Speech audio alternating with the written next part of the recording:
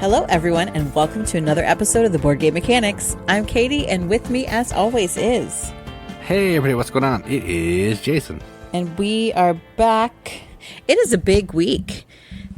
This week was Canada Day for our friends in the Great White North. So happy belated Canada Day. And here in the U.S., we are celebrating Independence Day. To our British listeners... I'm sorry. In your face. No, that's what I say. We're a mess over here, so we'll see. We'll see how the American experiment's going still. That's true. And the 4th of July is 1 or 2 days better than Canada Day. I don't think that's how that works historically, but sure. Yeah, it's a real holiday though, unlike Canada Day. Yeah. So it's, we don't really like the 4th of July in our house because our oldest daughter has an acute aversion to fireworks, and they are everywhere. Let me tell you, even more so now that our state has legalized them. So, it's basically just a week of her in meltdowns and us trying to mitigate whatever we can. The thing that's the stupidest is people start setting them off at like 4 in the afternoon. It's not even dark. I know. Idiots. I don't understand it. I want to support people's right to have fireworks because I actually very much enjoy them myself, but have come to detest them because of our poor daughter. So we keep thinking of vacation ideas for the first week of July every year, but we have to go pretty far. Because we can't just run up to Canada, because I'm sure are there fireworks for Canada Day? I would think so. Yeah, I don't know what Canadians do. They probably just play hockey. The Stanley Cup is just over. Canadian listeners, let us know about the fireworks thing, because we might make a trip up to the Great White North in the future to escape them. Yeah. For our kids. Who knows? Anyway, and then was it just last week? No. Almost 2 weeks we were at Origins. Correct, yeah, 2 weeks ago. And we know we're not great at sharing pictures and things from Origins, so we thought we would kind of do a wrap-up discussion of Origins 2024. But first, let's hit some news.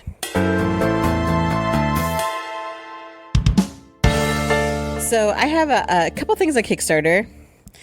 And the first one is actually 2 games. These are Reiner Knizia games, which I know we have some fans. Well, I'm more interested now. Now I'm actually going to pay attention. The 2 games are called Iliad and Ichor. These are kind of small-ish games. I guess it's going to be a series. It's called like a Mythos series that I think Bitewing is doing.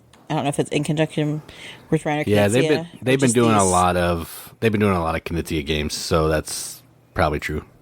And so these are each 2-player games. So the first one, Iliad, which I'm a big mythology fan, so I'm like, ooh, I like these themes. I don't know if I like these games, but Iliad is the Trojan War.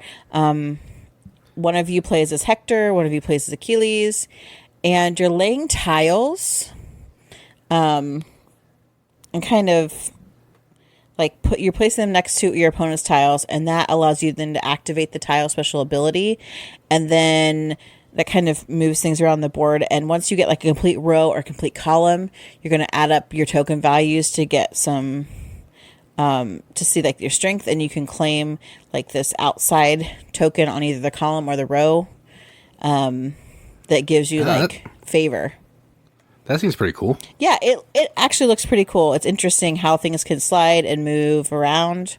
I know there's probably some more little things to that, but I love that. I read the Iliad when I was in elementary school, which, again, not typical reading for elementary school kids, but I've always been fascinated by the Trojan War and that sort of thing. So I like the idea of, I would always want to be Achilles and never Hector, but personal preference. There's also some really cool upgraded components that are pretty awesome. So the other one is called Ichor, which Ichor is actually like the blood of the gods in mythology. Greek mythology. So this one, also 2-player, you've got your characters that are moving on the board and they're like leaving trails of tokens as they move. Or also characters have like one-time abilities. And so it appears like your characters can be like Hercules. I see a Hydra. Let's see, Hercules, Zeus, Hermes, Hydra, Cyclops. So it looks like you're the Titans versus the gods. There's these gate powers that can come out. But you are collecting tokens for the other player. I don't know. I do not understand this one. I don't think it's as clear on how to play this one as it was the other one. No, the other one seems better than this one. I agree. But they both have an expansion for each one, and they both have some really nice component upgrades. And I think the art is really cool on these. And a lot of people really like Kinsey games and 2-player games, possibly. So there's 7 days left in this Kickstarter, and it's $29 per game. If you buy both games, you get the expansions to each one for free, which that's not bad. I think one expansion is like $7. Expansion for Iliad is like $7, and then they've got also these really cool like upgrades, which I didn't look into the cost of, but just for the basic little game, if you want one of them, $29 a piece for Iliad and Ichor. Yeah, so I was looking at the Kickstarter page while you were talking, and Iliad looks like a game because Knizia basically takes his old games and renews them by like making a tweak. I don't know if that's what he did here, but it looks like a game of his called Kingdoms, where you're putting these tiles down and certain tiles next to other tiles will like do firing off of points and stuff. That's what it looks like, but with cooler art. So yeah, it appears these are new games, but a lot of his games look familiar. So there is that. What I also think is interesting is Bitewing Games is founded by 2 dentists. As the title, that's awesome. As the title would imply. That's hilarious. So anyway, that's Iliad and Ichor. The next one is not a 2-player game, but this game has like the cutest artwork, and it's called Battle Bake. Battle Bake. It's got a subtitle. Battle Bake, the ultimate baking showdown. And you have these adorable little critters that are your bakers. And there's a little snail and a squirrel and a chicken and a trash panda and a penguin. And is that a seagull? Rats with wings. But you're kind of doing like a bake-off. So you pick in one of these adorable characters. You've got ingredient cards. So you get ingredients, and then you've got action points that you can spend to prep ingredients, to bake things, to display your items, to sell things. And so then there's also some of these things that you're doing, and even your own special ability as your little baker can change ingredients, can sabotage recipes, all these different things. So you're trying to manage your resources and your actions to get victory points, but baking and selling goods. You think it's a race to 7. It is, the artwork is so adorable. This is by a Canadian company in Calgary. Hey, it's so cute. It's so cute. Oh my gosh. It's adorable. And even more than that, it's like really affordable. So Battle Bake, there's 8 days left in that Kickstarter. I'm assuming that's when you're... Yes, that is correct. Okay. And it's $27 for like the retail pledge. Like, it's so cute. $27. I mean, it's mostly cards and stuff, but I don't know. I feel like that's like a really good deal. Even the Kickstarter special edition is only $36. And it's available in English and French. Yeah, I'm looking at the board, and there's not a lot of components to it. So yeah, it's like looks cute, adequately priced. I just think that's really great. So Iliad and Ichor, 7 days, $29 a piece on that, or Battle Bake, 8 days left, $27 for the retail, $36 for the deluxe Kickstarter edition. And those are both on Kickstarter. That art for Battle Bake is adorable. I know. Those little animals are cute. I don't even like, raccoons and seagulls, but they're pretty cute in that.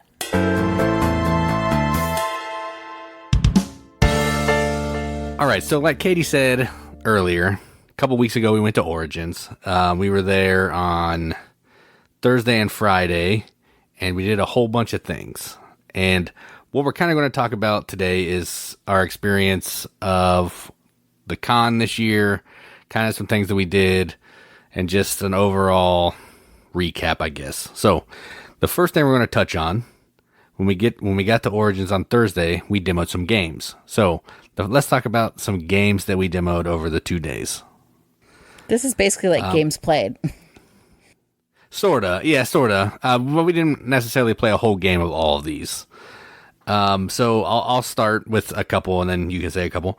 The first game that we demoed was actually at one of my favorite booths because the games were super cheap. And I love that. And it was Outset Games, or whatever their company is, Outset. And we demoed Campsite. This is one Katie was interested in. We'll talk more about this in a little bit. But this is a game where you're taking cards and you're putting cards on top of other cards to build like different types of terrain. And you're trying to build tents of certain types of terrain next to that type of terrain to score points. And you're just going to play over like 7 rounds, I think. I can't remember the number. And then whoever has the most points is the winner. It's got some vibes of like the Hanging Gardens and some games like that, but it was really fun and I liked it. We played it with our friends Matt and Jamie, and yeah, it was a good time. Yeah, I've never played Hanging Gardens. In some ways, lightly like Cascadia. So if you like that, I could see people liking this game also. Yeah, it's a similar vibe to that. Yeah, for sure. I was terrible at it, but it was still really fun. Like I liked its puzzly nature, and just the way you can kind of manipulate the cards. Because you're laying cards and you can overlap cards as long as you like cards have terrain, maybe a couple types of terrain, and then some kind of like what are called like dead spots, like in the grid. So you can overlap on those spots with other cards to try and make like the most of one terrain just around your campsite to try and score the best. And so I like kind of thinking, but everyone's playing campsites and cards all on the same tableau. So it's expanding and moving and you're not really sure what's going to end up being there. And, looking at where and how other people are placing their campsites can sometimes like allow you to benefit from them, or they can totally screw you over, which I think is some of like the really cool part about the game. Yeah, I agree. We got it because we thought our youngest would play it. I think she can play it. I'll have to see at some point. We'll try it. Really? I thought we got it because it was good. Well, that's true. But I was looking for games that Rory could play too. So we'll see if she can play it. But yes, it is fun as well. The next 3 games we demoed one of them was on Thursday, 2 of them were on Friday, and this is called, or maybe they were all on Friday, I don't know. These are the All Play Booth, Bacon, 9 Lives, and Mori or Mori, I don't know how you say it. But these are all Mori. Little card games in little boxes. 2 of them are trick taking, and one of them is like getting rid of cards. Bacon is getting rid of cards with like a 60s diner theme.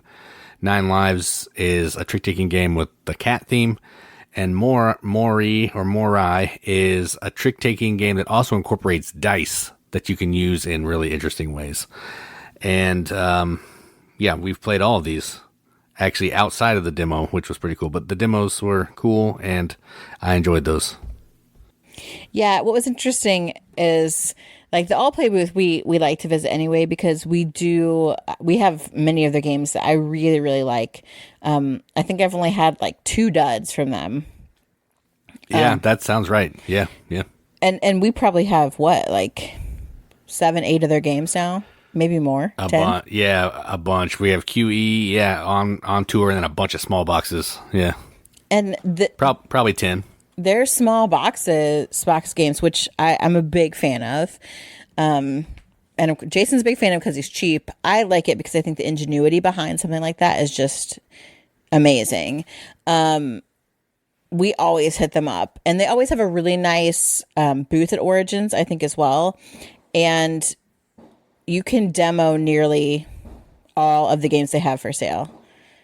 You can, which is amazing. Right. And about like for 9 Lives and Mori, what I loved is the guy who was demoing the games came up and said, so you're familiar with trick-taking games? And we're like, we're from Ohio. He's like, okay. He said, I had to teach people earlier just the concept of trick-taking games because I forget where they were from. And he's like, well, I'm from Texas and nobody else there knows. And he said, I talked to people from Ohio and Michigan. They're like, oh, yeah, we know trick-taking. I said, I think we invented trick-taking. So for us, All Play does, and not all of their games, but they had several this time, including 9 Lives and Mori, that are trick-taking based games. And so for us, those are really easy to introduce. So we are really interested in trying them out. Yeah, and all 3 of these games are fantastic. Mori is super clever, and I love it. But yeah, the demos were fun. The next demo I didn't play because the box was way too expensive. And Katie did play this, so I'll let her talk about it. Yes. So everyone, I've talked about many times, I'm sure, on the podcast that I love Castles of Mad King Ludwig. I love regular castles just because it's just so fun. And I love creating these crazy rooms. And then Between Two Castles, I also really enjoy. And I saw they had a roll and write Blueprints of Mad King Ludwig. So I knew I had to demo it. And I was really impressed by it. You have different, it's basically a very streamlined version of castles because you've got the different rooms that come out and they are different shapes and different colors. So you've got colored pencils that correspond to the types of rooms. And what I love is the player sheets are like grid paper that is, what would you call that? Like tracing paper. Yeah, like grid tracing paper. So you can take the card for the room that you draft, because it's drafting. No money, just drafting. You slide that underneath and you trace it exactly, which, because I'm really bad spatially, I can't figure stuff out a lot of times. We've discussed that also on the podcast. So I can physically manipulate the card to see how it would fit onto my castle, match the doorways, whatever. And draw the outline, and then you color it in, and those colors are helping you like figure out what kind of bonuses you're going to get, because you get bonuses for closing off rooms as well. There are cards that you're trying of different room types that the king wants that you can get points for. It's just points and points and points everywhere, which is really cool. You also have a very specific area that you can add rooms in, but some of your bonuses will actually allow you to kind of move the property lines of your area so that you can make your castle bigger and expand. It also includes swans, which is in one of the expansions for regular castles that are really fun. Like it just, I really, really liked it. But Jason wouldn't let me buy it. In my defense, this was a Ticket to Ride size box for a roll and write, and it was $80. That's the deluxe, and then everyone gets their own set of colored pencils. On the colored pencils is written the type of room that the color goes to. You get 2 packs of the like tracing grid papers. Okay, that's fine, but the game, it should come with like an architect for $80. No baloney. It's really good. If you have wanted to get castles, or you like it and you don't own it and you want maybe a more streamlined version, like I really think that this is the way to go. Like it's really good. Especially if I didn't have the 3D printed trays that I do for the different room types that make it so much easier to play regular castles, I would have gotten Blueprints hands down, because I think it's a really easy way to get castles out there. And it's not super quick as like some roll and rice can be, but it is quick. And like it just really is, I think, facilitated well to play the game, and you get like all the great feels of castles.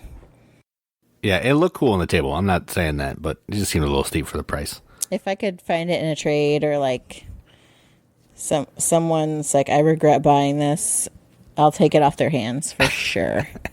Yeah, I'm down for that. That's fine. But it was a great demo. So the last game we demoed, well, there might have been more, but these are the ones that I remember. Queen Games. We couldn't find their booth for a minute, but we finally found it on Friday. And we demoed Dabba Walla, which is a game, I forget where it takes place. Mumbai, yes. But these people deliver food in like these little containers on bikes. It's crazy. That's what the game is. So this is a polyomino game. You're stacking up the food in the basket of this bike. Certain colors are going to score points. That's the gist of it. But yeah, it was a cool demo. I can't wait to actually play it. We're spoiling into the next section with some other people with actual real rules. But yeah, I enjoyed the demo for this. Okay, so I had a friend who was like, "Oh, so you're going to Origins? Like, are you gonna buy a lot of games? Do you have a budget?" And I just laughed because I was like, "No, we don't have a budget." In the past, we're like, we don't buy anything, period. And then Jason always tried to make like budgets, and I just laugh because I decided I'm gonna buy what I want to buy, and that's kind of what happened this year. And the first game that I want to talk about that we bought, Jason just said we get demoed, and that was Dabba Walla. So I'm here to make the public declaration. Dabba Walla was fun. Mike Rice does not have the absolute worst taste in games. Even a blind squirrel can find a nut every once in a while, and Dabba Walla is that. I love making fun of Mike. It's good times. But, yes, we did buy Dabba Walla, but it also came with a free game. So, I mean, free games are always good. No, not if they're terrible, and I'm not really sure if this is a good game or not, to be honest. I watched some videos. I don't think it's necessarily a terrible game, but I don't necessarily think it's a great game. The free game is Scrap Racer, a little push your luck racing game. I don't know. These fireworks are distracting. So yeah, 2 games from Queen that we bought. Yeah, you want to keep talking? Or you want me to keep going?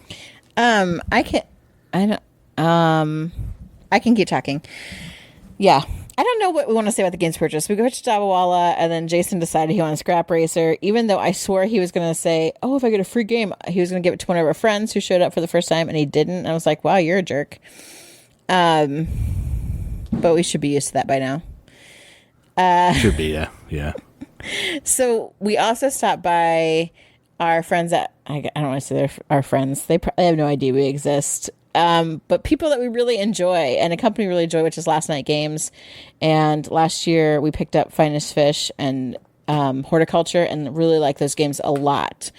And this year they had a new one called Panda Royale, which we really like. It's just a ton of dice and different colors, and they each score differently. So it's like a roll-in. It is a roll-in, right? Sort of, but in a very and drafting, it's a really interesting game. Yeah, with an adorable panda on the box, even though I don't think there's any artwork in the game itself. Now that I think about it, not really. Nope.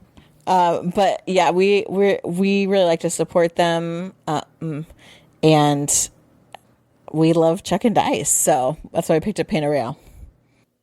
All right, so we talked about Campsite. We purchased Campsite.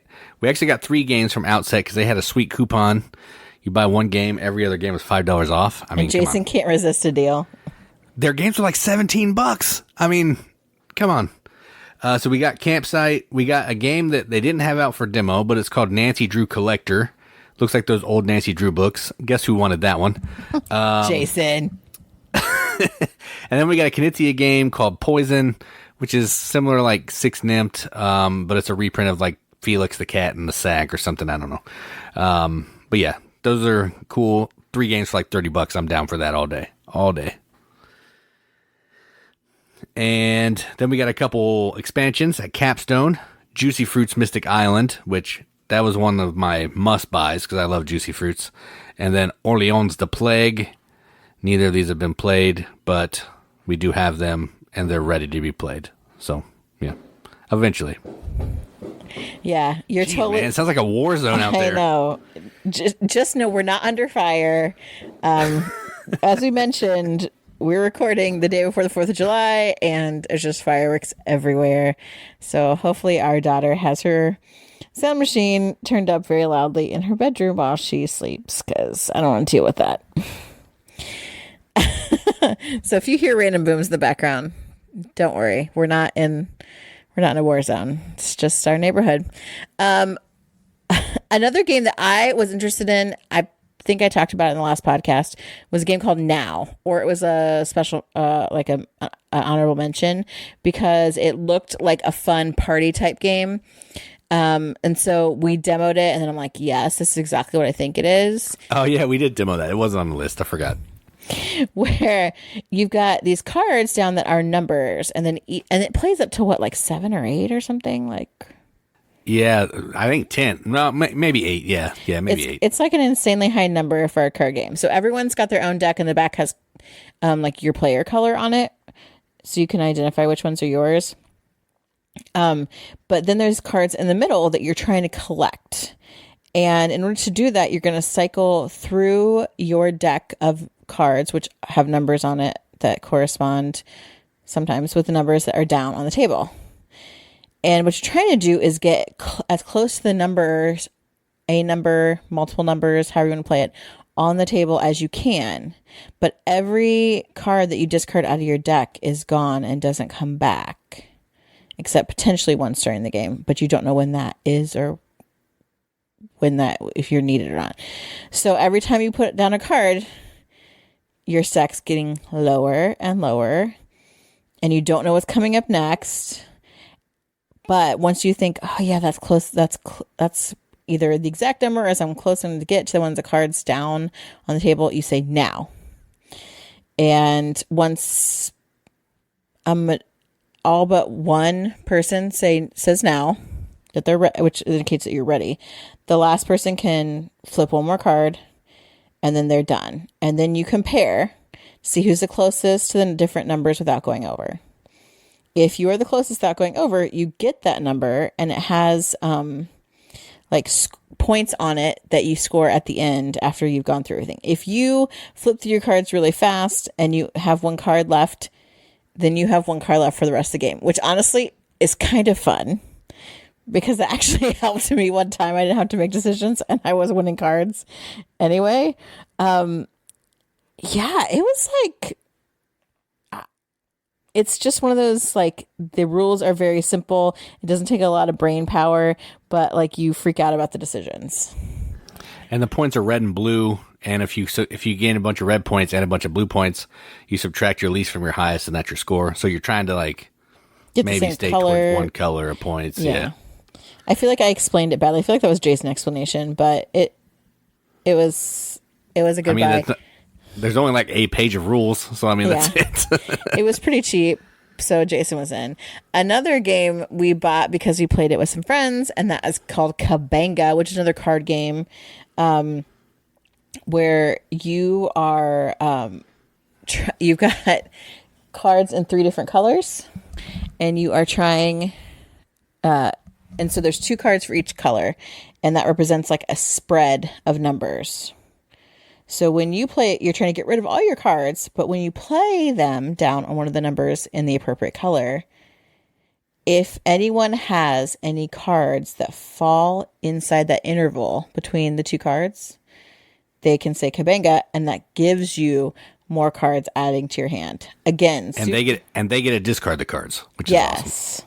So it's like a super simple, kind of just lucky card game, but it's really fun, and like, I think a super easy teach. Like, I think I'm gonna take it to my family's holiday gathering, actually, because I think they'll like it. Yeah, I agree with that. I don't know why it's called Cabanga. I don't know what that word is, unless it's like a play on Bazinga or something. I don't know. Maybe it has something to do with like the masks or something. Because the cards are like masks, I think. I have no They're idea. surfboards. Oh, well, maybe Cabanga means cowabunga. I don't know. Who knows? We did a lot of research on this, guys. Let me tell you. Well, moving on from a word that we don't understand. This was the first game that we bought. The next one, Sausage Sizzle. This is from 25th Century. And this game has no right being as fun as it is. It's a stupid little dice rolling game where you're trying to score points for these little animals that you have in front of you by rolling dice faces that have that animal picture and rolling other dice that have numbers. The lowest number on your dice is going to multiply by the number of animal faces, and that's your score. The trick here is if you roll 4 sausages, it's going to make each animal worth 7. But if you only roll 3 sausages and you can't get a full 4, then the sausage is effectively 1, and you're basically getting 1 point, which is kind of crappy. But this game is stupid fun. I love it. I played through a game of it with Rory, so you can check it out if you want to see it. It's real dumb, but I like it. They are masks. I'm an idiot. You're right. They are masks. Yeah, I was like, I thought they were masks. I looked at it. I was like, I can't see faces, but I can see pictures. BGG doesn't say why it's like that, but Cabanga is like Puerto Rican slang for homesickness, but that doesn't make sense to me. Yeah, that doesn't make sense with what the game is.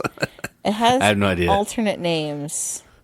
I wouldn't think about it too much. I'm just going to say the game's called Cabanga, and we're going to move on. Oh, it's originally a Japanese game? I can see that, yeah. 999 games? Mobius games? Yeah, I don't know. Sorry. I was trying to answer our Cabanga question, and I got nothing. Yeah. So then we just talked about some of these all-play games. We ended up buying Bacon, 9 Lives, Mori, and a game called Lunar, which we didn't demo because they didn't have it out for demo. But it's a trick-taking game where you're playing in teams, and you're going to have cards that are either numbers or a suit. And in your team, if I played a number and Katie was my partner, then she would have to play the suit to go with that number. So one person on the team's playing a suit, one person's playing a number. And you're just trying to win tricks. First player to get to 30 points is, first team to get to 30 points is the winner. It's really fun. It's tricky. No pun intended. It is tricky working with who's going to play the suit first, who's going to play the number first, when do we want to play the suit. You're also passing a couple cards to your teammate at the beginning of the round, which also is probably more strategic than I made it out to be because I'm not real good at that. But yeah, Lunar, those games are fantastic. Yeah. And then of course, like I love all the stuff. So I got some t-shirts. We just got some t-shirts. Some really, really cute ones. I think, what was their name? 24 T-24, I think. Yeah, T-24. Adorable t-shirts. I love them. And then I like the tea turtle people. So I got a cute Princess Leia one. And I got a couple pins, and one is Bunsen and Beaker, who I absolutely stinking love. And the other one's Hogwarts, because for some reason I decided I'm collecting pins. And then my favorite thing, I always seem to get some kind of mug or drinking cup, because I don't know why. I don't need more, but I always want them. And I got a Sherlock Holmes one, so that way I can use it when I play Consulting Detective and feel like Sherlock Holmes. Yeah, and one of the shirts I got is the Enterprise from Star Trek, which is pretty cool. So we also got some games gifted to us. I got a couple of review games from Grand Gamers Guild, La Familia Hort and Words of a Feather. I played La Familia Hort. There'll be a video coming out on that soon. Words of a Feather we have not played, but we will eventually. And we're going to use the next piece to go into another section. And we also hung out with our friend Richard. He listens to the podcast. We've played some games with him a few times. And he gave us your a couple Yoda, games. your sensei. He is my sensei. I mentioned that in our preview episode that I would see my sensei there. And he gifted us a couple games. One is a Japanese version of Circus Flohcati from Reiner Knizia. We haven't played it yet. The rules, everything's in, I think Japanese. So I had to print out the rules and all that before we can play it. And he also gave us a Decktective game that we also haven't played yet. But We will eventually. I forgot Circus about Flohcati it. looks cool. Now that I remember, I'm so excited. We definitely need to get that out. Yeah, Circus Flohcati is... I've watched some videos on it. It looks cool, but I got to pronounce this stuff. And then speaking of Richard, we also played some games with Richard on Friday. And, yeah, we met him in the gaming hall, and we played... The first game we played was Harmonies, and I'll let you talk about Harmonies because, yeah, I think you dug it, so I'll let you talk about it. I did. Well, and what I thought this year was nice is that the game library was free. Like, you didn't have to do anything, pay or sign up to have a special badge or anything to be able to play games. And there's just like a nice big open area for people to play games in. And it seemed like a lot of people were taking advantage of that. And that just made me feel like, yeah, this is what the Howie's about, you know, hanging out and playing games. So I thought that was really great. And so Harmonies was from the library because I don't think it was for sale at the con at all. However, I have seen it somewhere since then, since we talked about it. And so this is, at first I thought, I don't know about this game because in some ways it's sort of like Cascadia and some of those other games from that company whose name I can't remember right now. Flat Out. Yeah, sure. That doesn't sound right, but I'm sure it's right because I just don't remember. It's AEG and Flat Out. Okay. Where you have, it's like different types of terrain that are represented by these discs that you're placing on your game board. And so you're drafting them and you can use them to complete these very specific patterns on cards for points, and you can complete the patterns multiple times. They can overlap, though. I did not know that until I started playing it. I was like, oh, can't do that. But also, the different terrain types on their own score in specific ways based on their placement. So you can do like a combination of cards and then just placing different types of terrain in specific ways. You can just go just cards. You can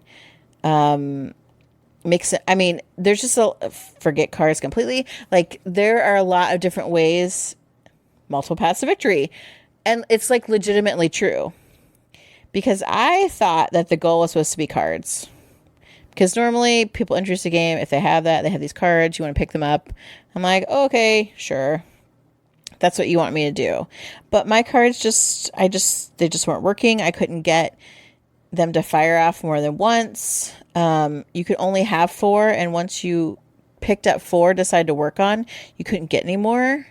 So I was kind of stuck with the ones I had. So then I was like, I'm just going to kind of build this terrain.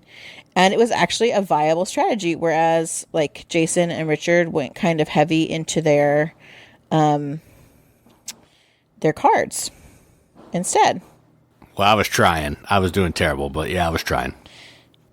Well, I would give you the benefit of the doubt. I wasn't even going to mention that I handily won, but I did. But I thought I was playing wrong also. But apparently, no, that's a viable way to play.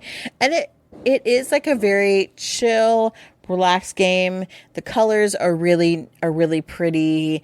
And the fact that you can kind of, either work with the cards or don't. And you're at the mercy of kind of what tiles come out and what groupings. It makes for some really interesting choices, but it's not a stressful game. So I really enjoyed it. I would like to pick up a copy of this actually. Because at first I was like, oh no, I'm going to stink at this. But it was really fun. Like the fact that you really could choose however you wanted to kind of get your points. I really like that. Because sometimes, the cards and the placement just aren't going to work. So you can go a different route. Or they are working for you, and some of the other stuff isn't going to work. And I like a game that offers that flexibility. So yeah, I don't know who does this, because I'm so terrible at that kind of thing. I'm not sure what company this is either, actually. I'll look that up while you talk about the next game that we played. All right, so Richard also had with him, he likes the little pack of games from Perplexed. They're like these little games that come in look like bubble gum, sticks of gum packages. And we played a cooperative game that I'm terrible at, and I really cost us the game. You did. And it was called Shh SHH. And this is a cooperative word game where there's all these cards. We have a bunch of cards with a letter in our hand, and all the vowels are in the center of the table. And what you're trying to do is on your turn, you're either going to bring down a vowel to go with the letters that are already played to make a word, or you're going to play a letter from your hand. And you're trying to score every letter. When you make a word, the letter stays down and it's scored. If you use a vowel, the vowel right, if it's 5 or more, yes. And if you use a vowel, it'll get flipped over and it'll show a 1 on the other side showing that you scored it. You can still use it again in a word, but you can only score it once. And there's no communication. You're just trying to go in by what letters people are playing, what words are out there, and trying to make the best, or what letters are, out there, what you have in your hand, trying to make the best words. See what you've already played. That was part of my problem, is I thought we were going to play a word. We already used a letter. And yeah, it was interesting. I was real bad. I cost us the game, but it's like a beat your own score game, so you don't really lose. We just also didn't really do very well, but yeah, it was good. It took like 20 minutes, so it's not, even if it's not that great, 20 minutes. So yeah, it was fun. You're not supposed to communicate with your other players, and so it's all 26 letters of the alphabet. The vowels A, E, I, O, and U are out to be used. And then the rest of the letters are dispersed amongst other players. So it's kind of the tricky part of, okay, yeah, I can make it work with what I have, but I have it, and I can't play all of it. And you only get like a couple passes as a group.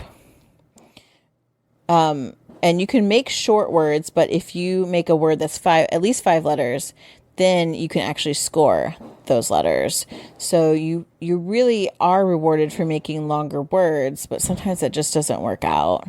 But being aware of what kind of vowels are out there, the possibilities, what letters exist, especially when you're playing like some of the really tough, uncommon letters, that does make it tricky. But yeah, it's fun. I liked it. I looked up Harmonies. It's Leblude. Oh, yeah, Leblude. Yeah. Once I saw it, I was like, oh, yeah. I was trying to remember what the icon was on the box, and I couldn't remember. John Benvenuto. All right, and because we were playing with Richard, we always got to play a Knizia game, because he loves Dr. Knizia. And we played a game that I'd never, ever heard of, but the theme was awesome. And it's called At the Office. And this is a roll and write where you're basically building a workforce in an office. And you're putting values of 4 different colors on these different workforce. And then you're trying to also get the people above them, who are their supervisors, to be the same value or a higher value than the workers below them. Not combined, just individually. If you can get a bunch of supervisors managing the workforce appropriately, you can cross off some of the stuff on the side. The more supervisors you have, the more points you're going to get. If you don't have enough, you're going to lose points. There's also this white die that's like an efficiency die. You can add that to a value to make your number higher for your workforce. Or if you don't use it, you can cross off the section to possibly score more points. It's just a bunch of points. You're getting a bunch of points. And it needs to have the Office theme. If it had like Michael Scott and Dwight, that'd be fantastic. But it was a ton of fun, and he gave me some sheets, and I've actually done a video on it, so you can check that out if you want to see how it works. So, yeah, At the Office. I think you like this one too, right? Yeah, it was a fun little roll and write. And also because it's like you just got to use what you have. So you're just trying to figure out, okay, what's going to work out and what might I get later. And the colors of the dice really dictate what you can do and put where. So it's one of those that gets a little more challenging with like tougher decisions the further along you get in the game. For sure. And then we played Cabanga. We've already talked about that. Poison, another Knizia. We had to play that. And then we played Mori, which trick-taking game. We talked about it a little bit. But you don't have partners in Mori, so you can play with 3, which was nice. Correct. I wanted them to play a trick-taking game. He said he doesn't normally get to play outside of 2 players a lot, so trick-taking is not something that he gets to do. So this is the one I was most interested to play because we didn't get a demo. We did get a demo it, but I like the dice mechanism. And it's a trick-taking game, and you are using different color suits, like 1 through 8 or whatever the value. And you're playing, you have to lead the color unless you don't have it, then you can play the trump suit. The interesting thing about this one is whatever the lead suit is going to determine what the trump suit is, because there's like this circle of what trumps what and all that kind of thing. And then there's also these dice. When you win a trick, you can take a die. And the dice are basically going to be 0 values of the suit that it is. So on your turn, if you didn't want to play a card, you could throw that dice off, because you can throw dice without having to match the suit just to get, maybe keep some cards in your hand for points, because each of the cards have positive point value or negative value, and you're trying to end with the most positive points in your hand at the end of the game. And there's some X's. If you have the most X's, you lose points, but if you have the second most, you get some points. It's got some funky rules. It's a little bit harder to explain. It's easier to see, but I think he dug it. I don't know for sure, but I think he did. It seemed like you like it. I really liked it. I was surprised. Yeah. We need to play this with your cousin for sure. Yeah, we demoed it. I was like, I don't know what's going on. And then we played that second time. I'm like, oh, this is what I should be doing. Yeah. And other people, so we ran into some of our friends from the Brigade Rundown, as well as our friend Julia, who is our friend Tim's sister, and the other friend Bobby. And so they actually had bought Cabanga and taught us to play it. I mean, we walked up there in the middle of it and they said, okay, here's what we're doing. And next round we were dealt in and already knew how to play. Like, it's that easy to pick up. And so after we played it, and we're like, that is so great. Well, we played it at max player count too, which I think is 6, and it was chaos. It was chaos. Yeah, but it is really good. This is one of those that is excellent at max player count. It's okay at lower play counts, but it is more fun at max player count. And then Julia, who always has these awesomely out of print games that make and then everyone's like, oh, I want that game, but you can't find it. She had Surfosaurus Max, which apparently they're reprinting with another theme.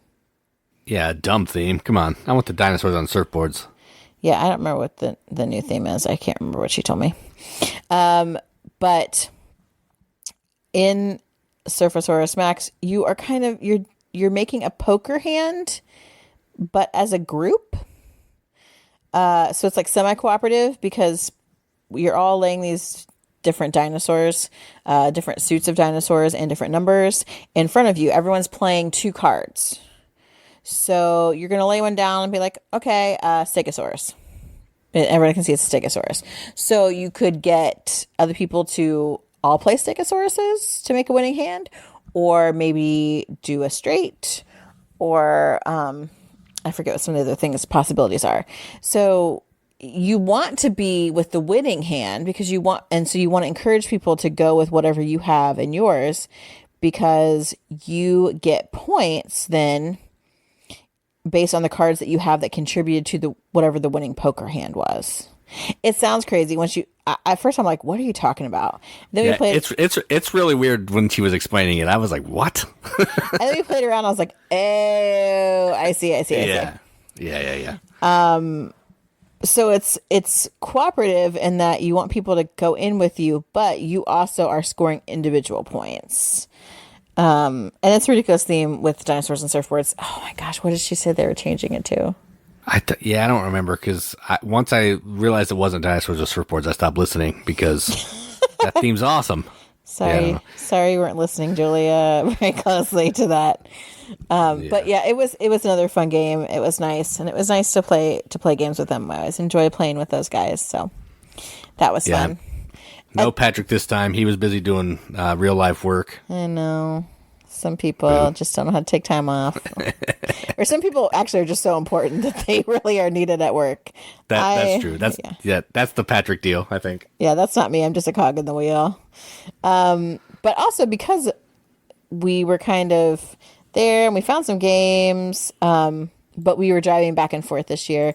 So we came home and played games actually at our house afterwards, after the exhibit hall and stuff was closed, which was nice because we could be in our own house.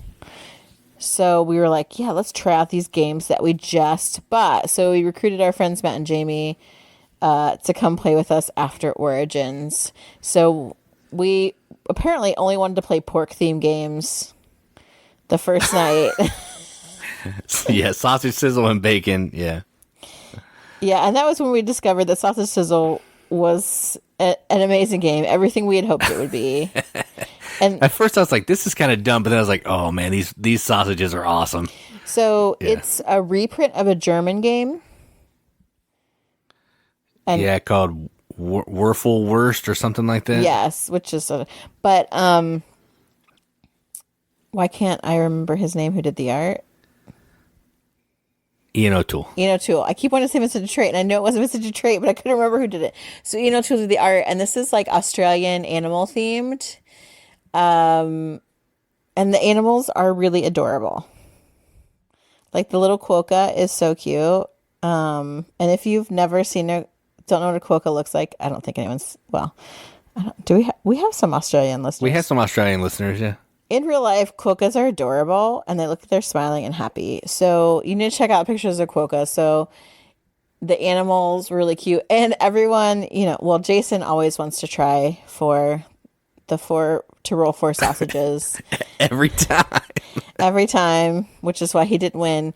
I'm not ever going to win this game. But it's ridiculous how into it you get, and when we'd get 3 sausages and not the 4th, and be like, you got sausage. It was so stupid. It's so stupid.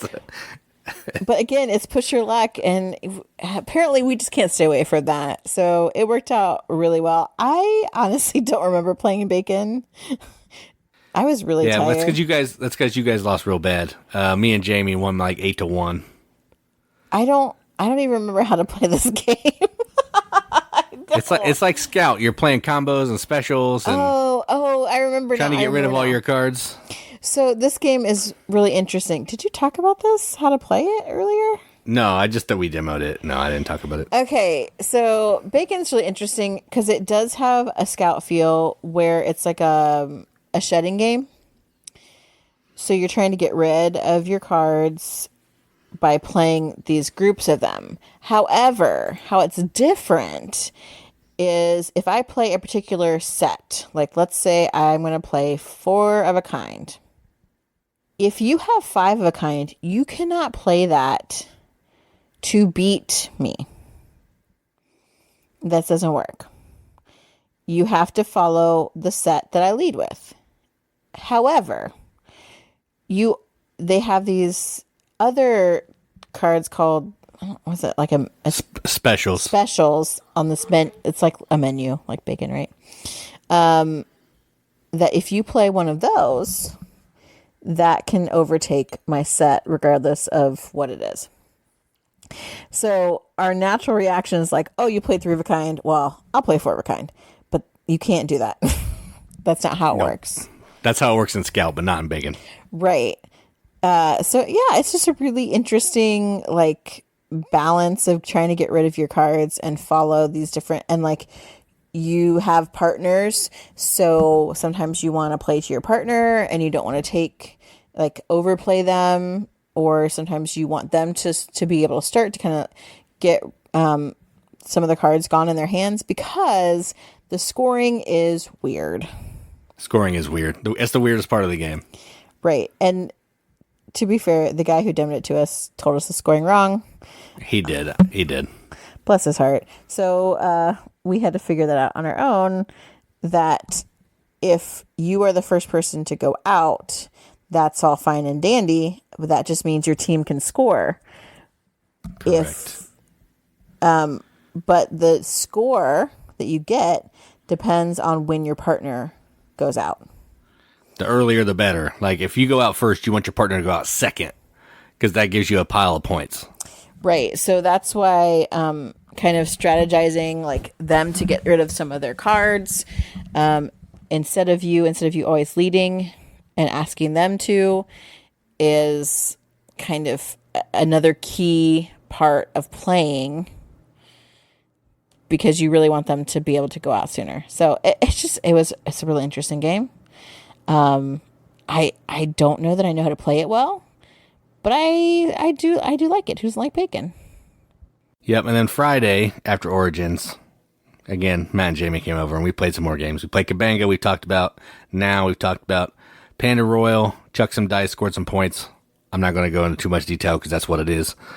And then they had 2 games that they wanted to play. Evil Inc., which is a team versus team game, where it's kind of a tug of war. There's 3 different boards in the middle of the table.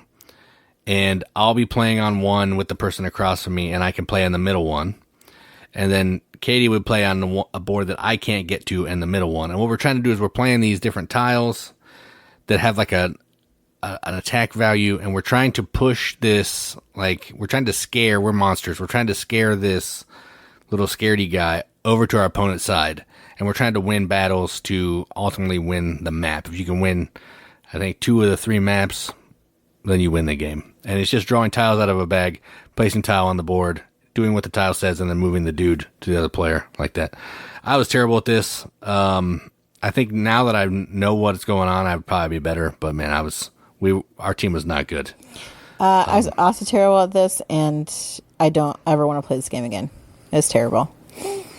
I thought the game was fine. I was just bad at it. Yeah. No. I'm bad at it, but also I have no interest in being good at it, and it takes too long. I think it overstays its welcome. I think the turns seem arbitrary. No. And another game that they brought, which is from All Play. So this is a game that they picked up from All Play called A Message from the Stars. And if you've ever played Decrypto, some of that kind of reminds me of this. There's an alien player. We did not do very good at this game, but there's an alien player who has these code letters. There's 3 easy letters, 2 medium letters, and a hard letter. They have different types of categories that they're in. And what happens is the other players are going to be in the spaceship, and they're going to send a word over to the alien. The alien's going to look at the word, and they're going to write down a value that this word is that's kind of pointing to the code that they have. Now, I don't really understand this still, but the codes, the different sections of the code mean different things, and they have different values. There's like multiplication and it'll flip stuff odd and all that. So it's kind of easy to see when you look at it. And what you're trying to do is, based on the words that you provide to the alien, the code that they give you, then the alien's going to give you a word to also help you with what you know provided to them to give you more clues. Over the course of, I think, 3 rounds, you're trying to crack the code and then guess the 3 words that the alien has, and the alien's trying to guess the 3 words that the spaceship people have. Yeah, it's a lot harder than it seems.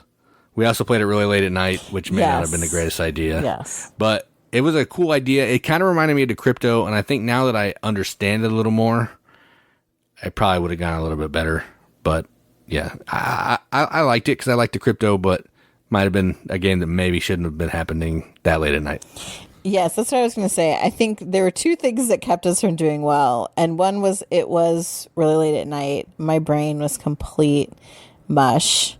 And a lot of this is deduction and logic, which my brain was not firing on all cylinders in order to make that happen. So that was part of the problem. Also, going into it, I was like, I did not understand the objectives. Yeah, it really took a minute for me to understand it until we actually started playing it. Same kind of deal with the crypto. Hard to explain until you see it. Like, that's kind of how this one works too. Yeah. But yes, and I think since we were all kind of first time players, it did not go well.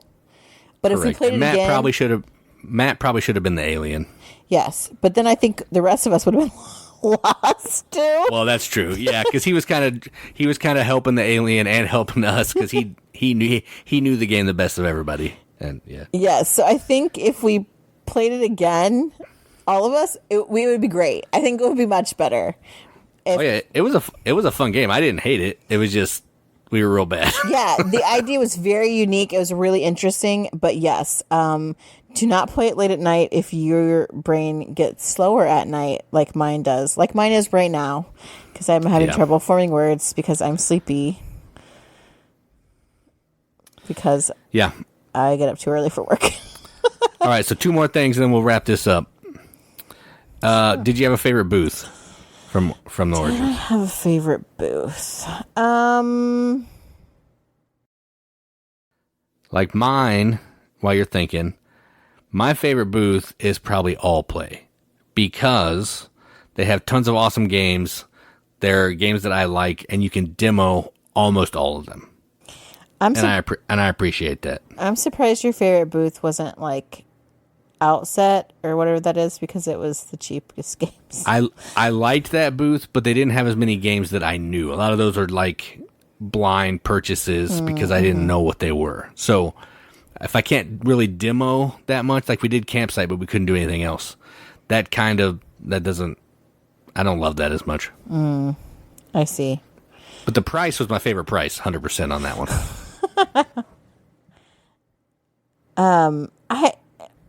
I don't know. I'm not very good at this. I don't think so. I really liked 24 and 25th century. No. Oh, T minus 24. T minus 24. Because I talked with, it was a husband and wife team, and the wife does the designing of the shirts, and it was just really fun to talk to her. She was really nice, very personal people. I really need to go and look. I hope they have a website where I can order more, because I basically wanted to buy every single one of her designs. They were so adorable. And just the two of them, like, they had great banter. I think they've been together, what'd she say, like 22 years or something, married. Yeah, a long time that they can talk like that to each other. Yeah, and you could tell they still, like, loved each other, and they were just doing a fun business together. And I thought that was so sweet. Like, I really liked them. They gave me a friendship bracelet. We bonded over X-Men. Like, it was just a beautiful thing. So yeah, I love that booth, even though it wasn't even games. I mean, I like games, but it was all kind of a widespread for me of the booths I liked as far as games go. All right, so best or favorite purchase? It's hands down for me, Sausage Sizzle. It's probably not, like, I think the all play games are probably better games, but I've had a ton of fun with Sausage Sizzle, and it was a game that I was not expecting to get because I didn't know anything about it. So maybe it was my best surprise because it just came out of nowhere. So that's kind of where I'll go. Sausage Sizzle for me. Blueprints of Mad Kid Ludwig. Oh wait, you wouldn't let me buy that. Nope, that didn't happen. I think Cabanga. So far, there's several that we haven't played, but I didn't know anything about Cabanga. Someone had mentioned it. I was like, what a stupid name. Like, I totally wrote it off. And then I saw, and they were playing it, and I was like, oh, okay. And then I'm like, this is exactly right up my alley. It's easy for people to pick up. Like, this will be great for the kinds of people that we game with. I think it's going to get played a lot this summer at different gatherings and stuff. So, that might be one of my favorites. Either that or my Bunsen and Beaker pin. Yeah, that's true. That you do like that pin. Yeah, I'll go with Sausage Sizzle still. I really like Mori too, but yes, I was pleasantly surprised by Mori also. Yeah, even Lunar. Like, I feel like we got a lot of really great games. Oh yeah, we played that with Matt and Jamie too. That was on Thursday. Sorry, I left that one out. Yeah, that one just kind of blew my mind. Like, it's really interesting. Half your cards are numbers, and the other half are suits. And the suits are like really these beautiful like images, like a wolf and an owl, like night creatures. Obviously Lunar is kind of around that. We got the deluxe bits just because they looked awesome, and they are. Yeah, completely unnecessary. They don't serve any gameplay purpose really, but no, but they do look cool. They look and feel great. Like I was really terrible at this. It's pretty, it is difficult, but I just, since we play so many trick-taking games, I love finding ones that kind of, like, it's not really even a gimmick, but add some kind of different mechanic that makes you think about trick-taking differently. Because, I mean, I've played euchre millions of times, but when I'm thinking, ooh, that's Trump's suit. Do I want to play out the suit? Do I want to play out the number? Like, what does my partner have? Like, it is so thinky for a little trick taker, and yeah, that was cool. Gosh, there's lots. I was gonna say purchase and surprises. There are so many. Like I really think there is some excellent games that we found this year. Oh, I agree. Next year, I'm just going to buy nothing but all play stuff, probably. We've had an occasional miss, so that's what I said just don't buy last year. fiction. Don't buy fiction, and they don't even sell GPS, so they know that's a miss too. That's good. That one was woof. That's terrible. All right, so yeah, that's the recap. I think we've talked about it long enough. Yeah, and we saw I don't know, we saw Richard. I don't know. We didn't see a ton of people. We saw some at Origins. So well, your cousin came too. Yeah. But I mean, as far as like listeners, so the next con coming up is Gen Con. Are any of you going? Are any of you intrigued by some of the things that we found at Origins? Let us know on any of our socials. Also, Canadians, get back to us on the fireworks thing. Because we've been sitting here listening to fireworks all night. And I'm like, you know what? We might need to make break for it next year. Oh, we didn't even talk about Seaside. Correct. One game that we also bought, I'm staring right at the table, and it's not on the list, is Seaside. Who made this outline? They suck. I did. I looked at the picture, and I just completely missed some stuff, I guess. So Seaside's a little game about, we have played this recently, pulling chits out of a bag, and they each have two sides. They're these wooden discs. They each have two sides. You're going to pick a side you want to play. And what you're trying to do is you're trying to get as many chips in your seaside area as you can. Whoever has the most chips at the end of the game is the winner, because you're going to stack them all up. And different chips will do different things. Like you need rocks to get crabs. You need you need beaches to get shells. You need the little sandpiper to eat some of the bugs. So all these different types of tiles will do different things to help you get tiles on your side. It's really chill, but it was a fun game, and I like it. But yes, we bought that as well. That reminds me of like a little disky tile version of Sea Salt and Paper in some ways. Oh yeah, similar. Yeah, like the way that the stuff works together. Yeah. Anyway, yeah, that was also a good game. See, there's so many. Jason is doing videos for a lot of these games that we picked up at Origins, so keep looking for those. We're hopefully going to play some more over this holiday weekend, so we can talk about more on the next podcast. But yeah, anything interesting, anything you want to know more about, as we have meandered and forgotten and wandered all over this postmortem look at Origins, because we are both under patriotic attack, and I am tired of making no sense anymore. Yeah, it's really hard to focus when all you hear. It sounds like machine guns outside. Yeah. I was thinking more like heavy, like rocket launch or something.